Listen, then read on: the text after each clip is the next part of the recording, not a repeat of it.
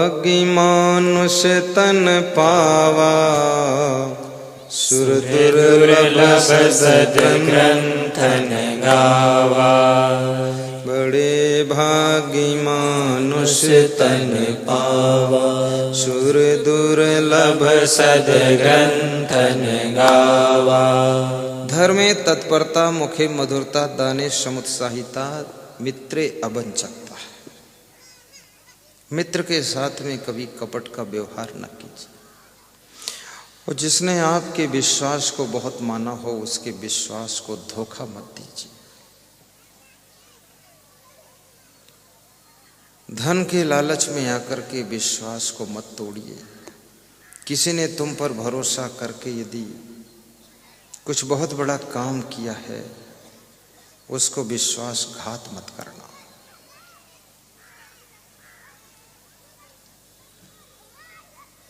बहुत बड़ी बात है, गौर से इसको समझना।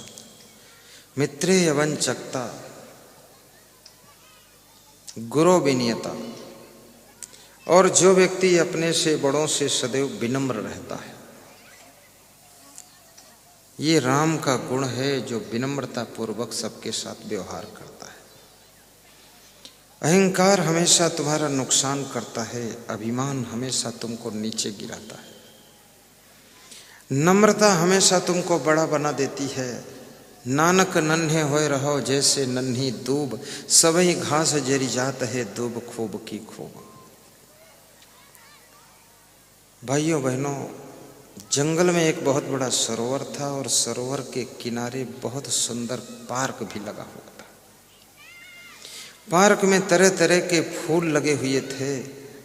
उन फूलों में एक गुलाब का फूल लगा हुआ था और गुलाब का पौधा वो बहुत छोटा था, उसमें एक ही फूल था और उसके नीचे एक पत्ती गुलाब की थी।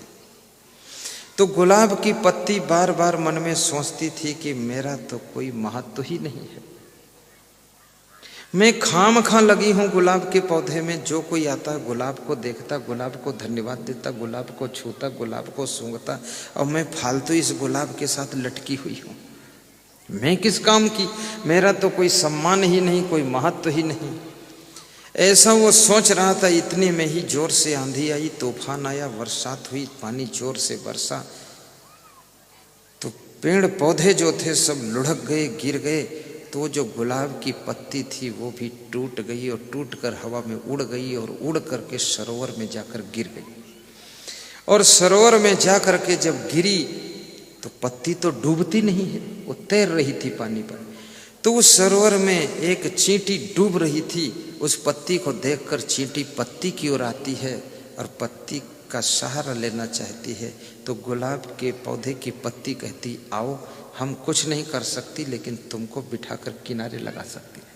तो उस पत्ती के ऊपर वो चींटी बैठ लेती है और पत्ती हवा के लहरों में बह करके जा करके किनारे लग जाती है और चींटी सरोवर से बाहर निकल जाती है। तूफान भी शांत हो जाता है। तब उस पत्ती को ऐसा लगा, चींटी से पूछा कि तुम्हारी जिंदगी बच गई। तो चींटी ने कहा, तुमको धन्यवाद है जो आज तुमने मेरी जिंदगी बचाई और हमको पार उतार दिया, मैं डूब जाती सरोवर में। तो उस पत्ती ने कहा, आज मुझको पता चला कि मेरी जिंदगी भी किसी की जिंदगी बचाने के काम में आ गई, इसलिए मुझे उस गुलाब के साथ लगे रहना ही ठीक था। ऐसे तुम किसी बड़े आदमी के साथ में लगे हुए हो तो तुम भी एक दिन किसी न किसी के काम आ जाओगे। ये मत सोचो कि मैं कोई महत्वपूर्ण नहीं हो, तुम भी बहुत महत्वपूर्ण हो सकते हो, तुम भी किसी के काम आ सकते हो। किसी के काम जो आए उसे इंसान कहते हैं, पराया दर्द अपनाए उसे भगवान कहते हैं।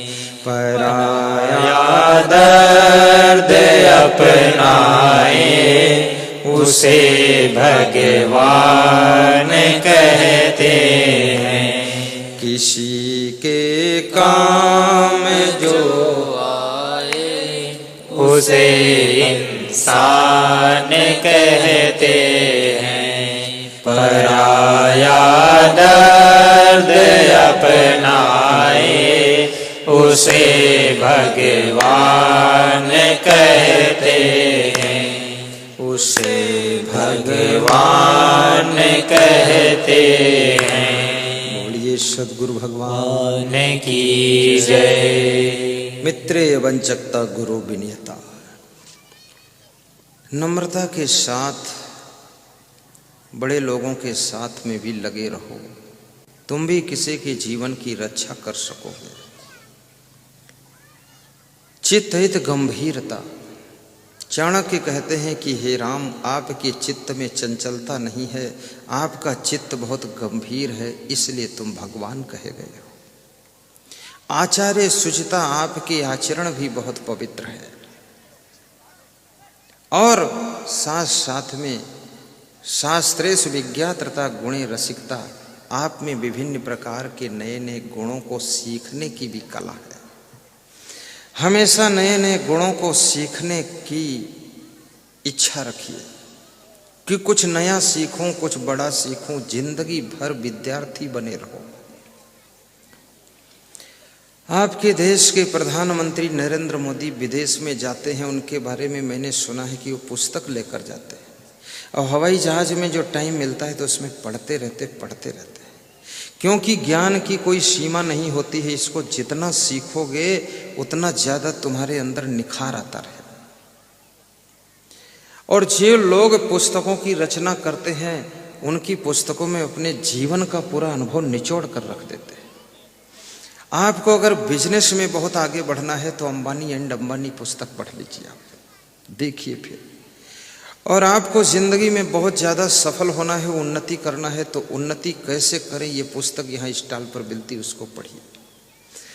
और आपको सुख शांति पाना है तो सुख की खोज पुस्तक का अध्ययन कीजिए, जीने की राह पढ़ लीजिए, उसको ले लीजिए। आपको थोड़ा मस्ती से रहना है तो भजनावली पुस्तक खरीद करके थोड़ा भजन गुनगुनाते रहिए। और आपको ज़्यादा आनंद में रहना है तो आज मेरे पास में एक सज्जन आए थे, कह रहे थे मेरा बेटा ऐसा बेटा है कि आपका प्रवचन हमसे भी ज़्यादा सुनता रहता, हर समय सुनता है। प्रवचन सुनने से आप हमेशा आनंद में रहोगे। मोबाइल के यूट्यूब में प्रवचन सुनिए और उसको सब्सक्राइब भी कीजिए। और सब्सक्राइब करने के साथ साथ में लाइक कीजिए, और लाइक के बाद उसको जो है व्हाट्सएप में शेयर भी किया, उसका प्रचार प्रसार भी कीजिए। और आस्था भजन चैनल में रात्रि को 9 बजे टीवी में देखिए प्रवचन। और सज्जनों, याद रखना, अपने रिश्तेदारों को भी बताइए कि ये एक प्रवचन आता है, इसको सुनिए। देखिए आपका दामाद कितना सुंदर हो जाएगा, आपके भांजे भी बहुत अच्छे हो जाएंगे सत्संग सुन करके, आपके सास ससुर भी सुधरेंगे और आपकी साली भी सुधर जाएगी। नहीं, कितने लोगों की तो साली इतनी खतरनाक है कि बहुत खतरे में डाल देती है, और कितने लोगों की सासू तो आतंकवादी है, कुछ न कुछ हुड़दंग मचाती रहती है।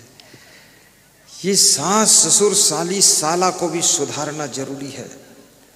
तुम्हारी जिंदगी जिनसे जुड़ी है, अगर वे लोग गलती करेंगे तो भी तुमको अशांति पैदा हो। तुम कितने अच्छे हो, लेकिन फिर भी तुमको पूरी शांति तभी मिलेगी जब तुमसे जुड़े हुए लोग भी अच्छे होना चाहिए, अन्यथा तुमको शांति नहीं मिलेगी। आप देख लो अपनी जिंदगी में, तुम पति पत्नी बहुत अच्छे हो, लेकिन तुम्हारा बेटा ठीक नहीं तो तुम दोनों लोग उसके कारण दुखी रहते हो, बेटे के कारण।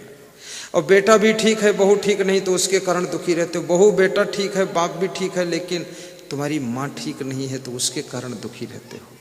और माता पिता बेटा बहू सब ठीक है, लेकिन चाचा जी बहुत खतरनाक है, उसके कारण दुखी रहते हैं। और तुम्हारे घर में तुम्हारी जिंदगी से जुड़ा हुआ कोई ना कोई एक न एक व्यक्ति ऐसा जरूर होगा जो बहुत दुष्ट प्रकृति का होगा, और जिसके कारण तुम्हारी नींद हराम हो जाएगी और तुम उससे बहुत दुखी रहोगे। एक ऐसा रहेगा जरूर। अगर एक भी तुम्हारी जिंदगी में दुष्ट नहीं है, बड़ा आनंद मंगल है, इसका मतलब तुमने 7 जन्म से कोई गलतियां नहीं किया है, बहुत पुण्य करके तुम पैदा हुए हो, इसलिए सब ठीक मिला हुआ।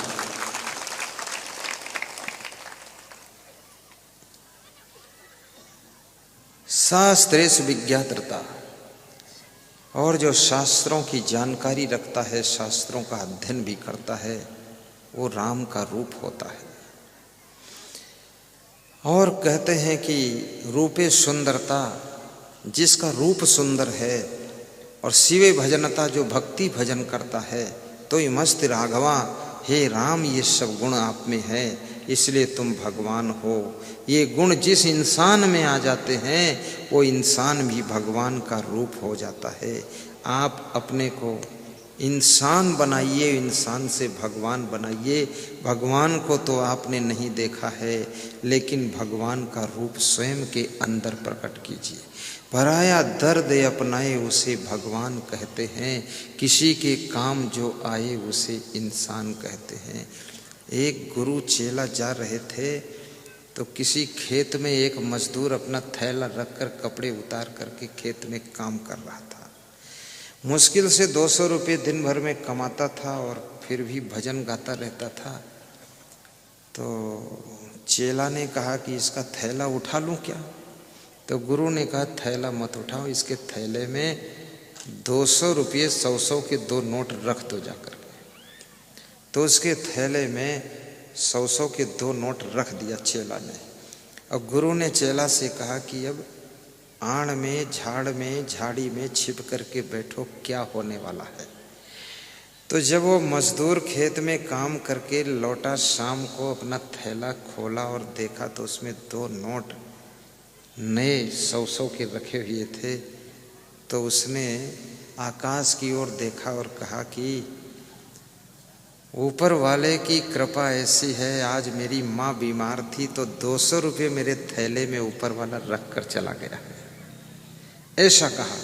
तो इधर गुरु अपने चेला से कहता है, देखो जिंदगी में ऊपर वाला तो कभी आता नहीं, लेकिन ऊपर वाला कभी कभी इंसान को ऊपर वाला बना करके किसी को सहारा दिला देता है। आज मेरे चेला तू ऊपर वाला का काम किया, इसलिए तू ही ऊपर वाला है।